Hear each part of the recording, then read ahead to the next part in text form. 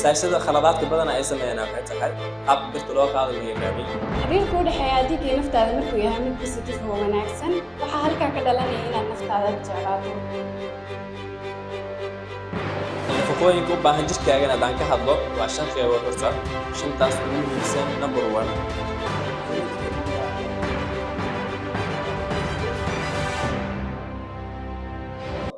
خلاص بدنا أنسى من الحياة هاي جيم كالعادة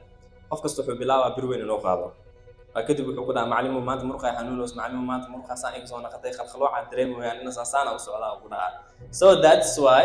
وما بسمين هذه وقتك تجيم كبير أسيخ هذا يعني وأنا سمين سام مرقها سكول ليسا بيجي سيركليشن كا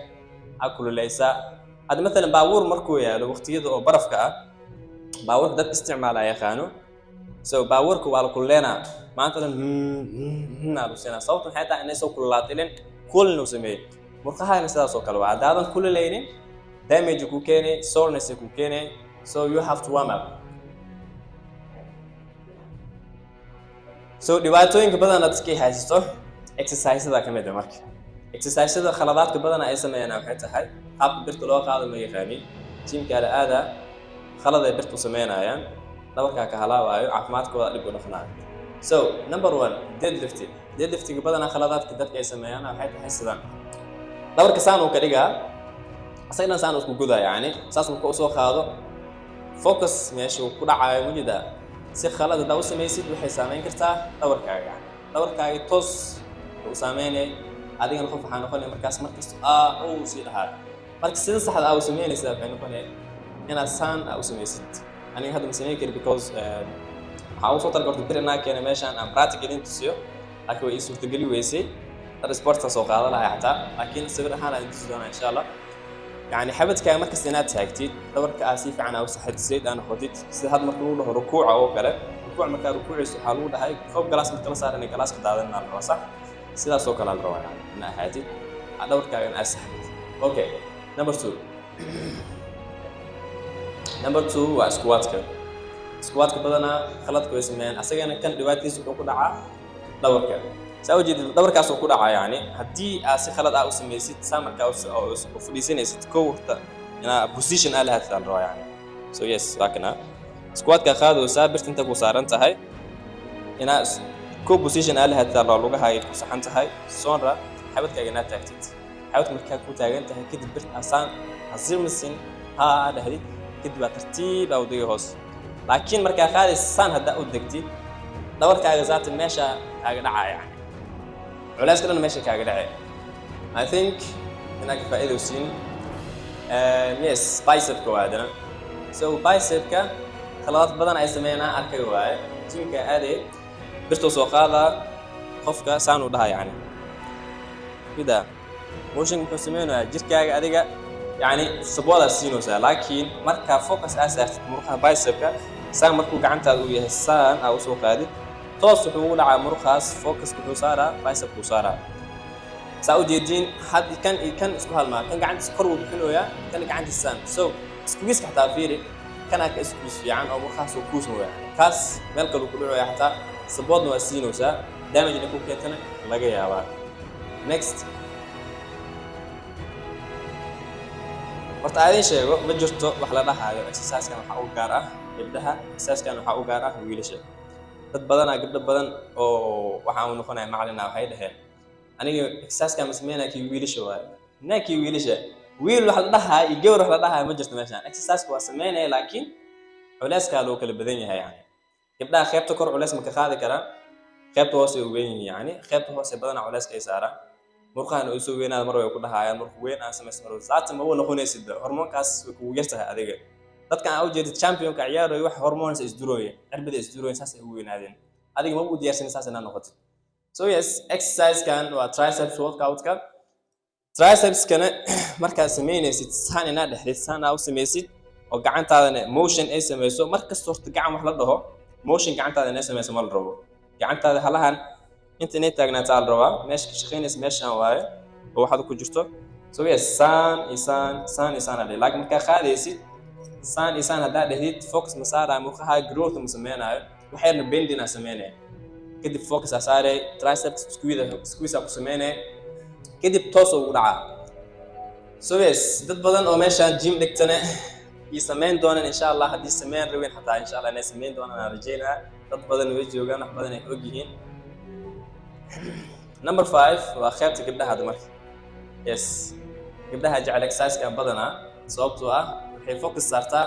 qaybta gadaal yani. qaybta gadaal markaa sameynaysid haddii si khalad ah u samaysid dhabarkaagana kugu dhacda laga yaabaa. So markaa sameynaysid exercise-kan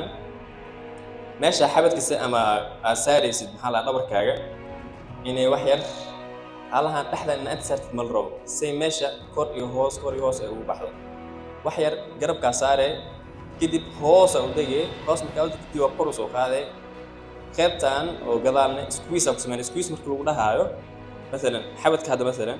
saa markaa dhaho squeeze sameeynaya saa markaa hay caadi waay so gadaalna squeeze ku sameynaysa u dareentid inaa meeshaas focus aad saaraysid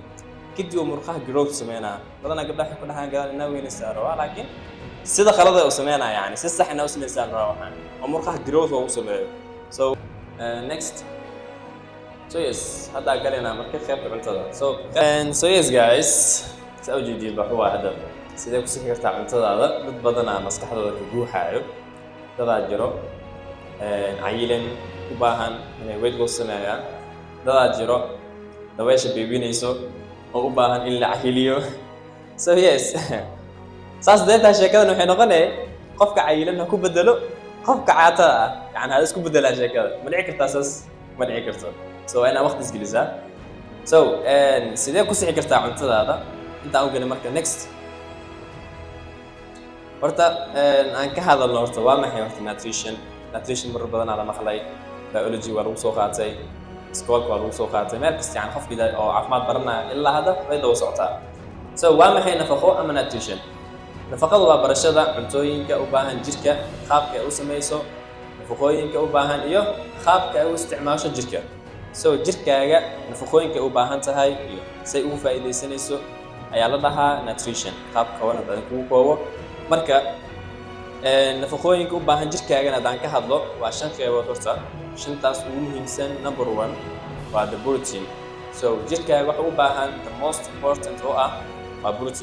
proteinkaaga jirkaaga uu ku yahay murqaha inaa weynaysid inaa weight loss asamaysid inaa weight gain asamaysid intaba way kugu adkaanaysaa so you have to inaa proteinkaaga asaxay carbohydrateska asigana waa muhiim carbohydrates waa meesha ka heli lahayd energy-ga amaanta isku shaqayn lahayd haday noqoto inaad biscuit haday noqoto inaad cunto oats iyo waxay noqotaba waxa kala ka mid ah fat ina cuntid so dadaas alis weydiin doono ogahay aniga waa shuluq ama aniga ba caylan seefat ku cunaa okay fatka jirkaaga ku jiro waa fatka u baahan in laga bixiyo so fatkaas u baahan tahay jirkaaga in laga bixiyo waa inaad gelisaa fatka jirkaaga uu baahan yahay oo ah midka caafimaadka iska leh so fatkaas jirkaaga markaa gelisid wuxuu ka bixinaa fatkaaga oo khaldana jirkaaga uu ku jiray markaas uu ku fuudaana fatkaaga inoo dhaco laakiin fatna ma cunaay haday noqoto okay fatka maxaa ka mid ah marka oo caadiga oo fiican maxaa ka mid ah midalan olive oil-ka so hadda badana saliid qaali noqotay I think olive iyo saliid caadiga olive-ka baa wali raqiisan hataa so olive oil-ka baa ku raqiisan ma iska soo gaadid olive oil-ka waxa ku karsatid marka olive oil-kaas ka mid ah waxa ka mid ah coconut oil-ka ka mid ah qumbaha yani saliidiisa waxa ka mid ah nuts-ka yani wixii loo soo hoos galo waxa ka mid ah avocado-ha ka mid ah avocado-aas nifaada ku jiro fiican so waxaasna cuntid waxaan kale oo junk foods-ka kale xaytid mesela haday noqoto fried foods-ka haday noqoto hamburger-ka chipsiga iyo falan waxay noqotaba so waxaasna ka soo baxdid aa soo gudubtid dhanka caafimaadka waxa kale loo baahan yahay in ka koobnaa saxankaaga vitamins so vitamins-ka badana waxa laga helaa khudaarta iyo waxyaalahaas so in oo kugu filan jirkaaga ma helaysid marka waxa u baahan tahay multivitamin waxa la dhahayo badana waxa fiican qof markuu nutrition bilaawayo ama gym bilaawayo koo inuu dhiig iska soo baaro jirkiisa wax ku yar wax ku badan inuu soo ogaado oo kadib doctorka markuu soo qoro waxaana kugu yar waxaana kugu badan uu soo dhaho vitamins-kaaga ogaatid wax kugu yar wax kugu badan kadib multivitamins ama wax buu soo qori doonaa daawooyin kiniin ah jirto multivitamin la dhahayo kadib kaasna isticmaashid daily-gaaga hal xabo isla wax xabo waaye iyo waxa loo baahan yahay inay ka mid noqoto mineralska so mineralska waa naqaana calcium haday noqoto potassium haday noqoto waxyaalahaas oo dhan muhiimadda ay leedahay nafaqada aan ka hadalno marka nafaqada muhiimadda ay jirkaagu leedahay maxay noqonaysaa marka kow number 1 waxay ka qayb qaadataa koriinshaha jirkaaga okay haddii nafaqadaada ay saxan tahay jirkaaga inay dhisanto jirkaaga inay kordhiso ama murqaha aa weynaysatid faa'iido badan ay ku leedahay laakiin subaxdii soo kacday waxaa soo cuntay durum maqribtii soo kacday waxaa soo dalbatay durum cishadii soo kacday waxaa dalbatay indomie maxaa cunta markaadi adiga dhan noloshaada maxaa kasoo koobtay junk foods cunto aad iyo aad u xun oo jirkaagana effect ku sameynaya number 2 caafimaad inaa hesho caafimaadkaaga ka qayb qaadanaya nutritionkaaga inay ku saxto so yes qaybta hadda aan sheegay soo galay ku sii dheeraanayay caafimaadka badana muhiim waa asagana number 3 asiga wuxuu noqonaa in aad dareento firfircooni so muhiimada meesha ugu weyn waxay tahay caajis ku haayo ugu baxad caajis ugu bixi lahayd ugu gudbi lahayd firfircoonigaas marka waxaa kaaga hortaagan cuntada cuni lahayd ka soo qaad midalan doortii ama badana Soomaal markaan joogi jiray waxaan sameeyay jiray doortii la qadeynaa marka la qadeynaayo waa sidoo fadhiisana bariisku ay badan tahay so bariiskaas la isku daldala hal mar caloosha la taaga marka la taago kadib wuxuu ku dhahaa hurda ahay wallahi bilaa hurda marka aan moogtahay ani hurda ay qabtay iska seexdaa cuntadaas cuntay hurdada markaa keenin sababtoo calooshaada zaid u buuxisay jirkaaga wuxuu soo deenaa marka inuu nasto zaid hadana meesha cuntada waxa la rabaa calooshaada inay ka koobnaato soo nabiga noo sheegay sallallahu alayhi wasallam neef ama habo iyo biyo iyo cuntada saddexdaasna kala qiimsa loo baahan laakiin halihii oo dhan hada isku soo koobtid meesha cunto bis oo hadana carbohydrates leh waana qaana Soomaalida markaan nahay bariisku ay badan tahay dooradii yar ukuntii yar asalaadii yar laakiin bariiska choog marka carbohydrates ka ku badanayo calool ka soo dhacayso calool haday ka soo dhacdana jirkaaga ma weynaan just calool badan arkay calool iska leeyihiin laakiin jirkooda ma weynaan kadib wuxuu ku dhacay caloosh bis inaa iska ridaarwa there is no way calool wax lagu ridaa kaligiisa ama exercise la sameeyanayo ma jirto jirkaaga faadku ku jira waa inaa sameysaa workout aad uga sameysaa cuntada iska saxda caloosh kaaga dhacdo jirkaagana aad u dhisatid okay faa'iido kale ee maxay tahay inuu ka difaaco cudurrada saanaqana hada karabga ku nool lahay karabga waxa ku yaalo shirkadda ugu weyn